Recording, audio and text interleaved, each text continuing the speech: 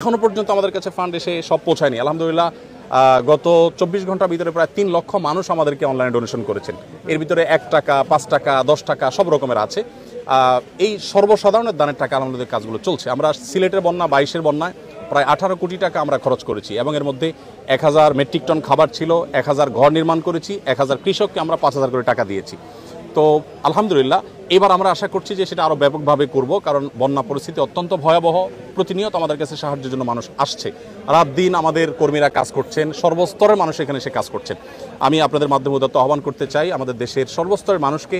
আমাদের দেশে মানুষ একে অন্যের বিপদে ঝাঁপিয়ে পড়েন, এর পূর্বে আমরা বিভিন্ন সময় দেখেছি। এবারও আশা করি যে এই বন্যায় আমরা প্রত্যেকে যার যার সাধ্য অনুযায়ী আমাদের আশেপাশে থাকা আমাদের জানাশোনা মানুষগুলোর পাশে আমরা দাঁড়াবো এবং সবাই যদি সম্মিলিতভাবে আমরা প্রচেষ্টা করি, জাতীয় দুর্যোগ মোকাবেলা করার কোনো ব্যাপার নাই ইনশাআল্লাহ বিদিনিল্লাহ।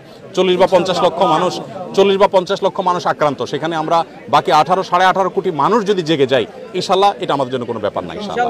আমাদের ইতিমধ্যে 5-7টি গাড়ি ইতিমধ্যে স্পটে পৌঁছে গেছে এবং মহিপালে বাংলাদেশ সেনাবাহিনীর যে ক্যাম্প সেখানে আমরা আজকে সকালে 2 ট্রাক মালামাল হস্তান্তর করেছি, 3 ট্রাক গত রাতে চলে গেছে।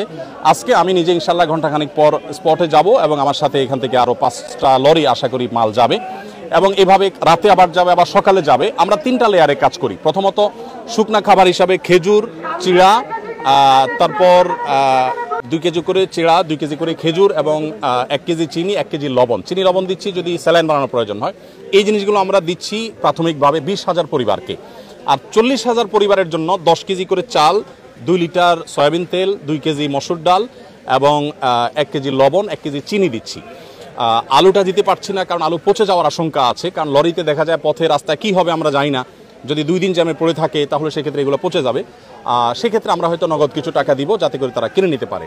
এটা হলো দ্বিতীয় লেয়ার, অর্থাৎ এখনও রান্না করার পরিস্থিতি নেই, আমরা শুকনা খাবার দিচ্ছি। খেজুর 4-5টা খেলে খাবারের কাজ হয়ে যায়। সেই সাথে আমরা একটু পানি শুকোতে শুরু করলে কাল বা পরশু সকাল থেকে আমরা চাল ডাল সহ ভারী খাবার দেব। এরপর তারা যখন ঘরবাড়িতে যাবেন তখন আমরা 25 কেজি করে চাল ইনশাআল্লাহ আশা করছি যে আমরা 20,000 পরিবারকে দেব। এরপরে 4th লেয়ারে গিয়ে আমরা 4,000 পরিবারকে ঘর বানিয়ে দেওয়ার প্ল্যান করেছি। পরিপূর্ণ ঘর বানাতে না পারলেও 4 বান করে টিন এবং কিছু নগদ টাকা 10 বা 20,000 টাকা যেটি আমাদের সুযোগ আমরা এটা দেব।